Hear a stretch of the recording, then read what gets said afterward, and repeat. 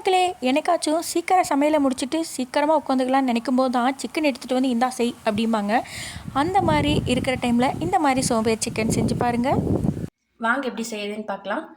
முதல்ல நம்ம செய்ய போகிற பானையில் டேரெக்டாகவே சிக்கனை வந்து கழுவி நல்லா ஆட் பண்ணிக்கோங்க.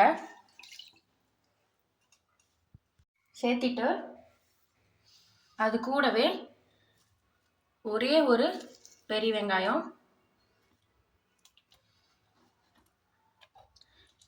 2 பச்சை மிளகா நீள்வாக்கில் அறுத்துருக்கேன்,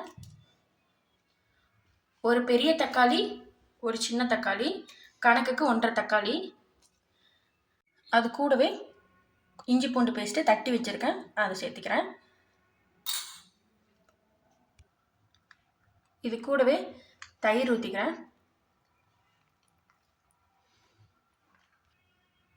அதுக்கப்புறம் கொத்தமல்லி தூள் 1 ஸ்பூன், ஒரே 1 டீஸ்பூன் மிளகாய் தூள்,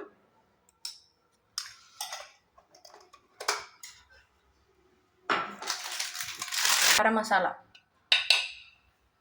அப்புறம் 1 டீஸ்பூன் உப்பு.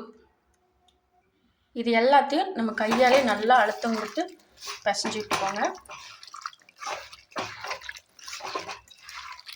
நல்லா கலந்து விட்டாச்சு. இப்போ அடுப்பு பற்றலாம். இப்போ அப்படியே தூக்கி இந்த பாத்திரத்தை வச்சிடலாம். வச்சுட்டு மேலே அப்படி கொஞ்சோண்டு ஆயில் சேர்த்துக்கோங்க. இப்போ மூடி போட்டு ஒரு 15 மினிட்ஸ் வேக விடுங்க.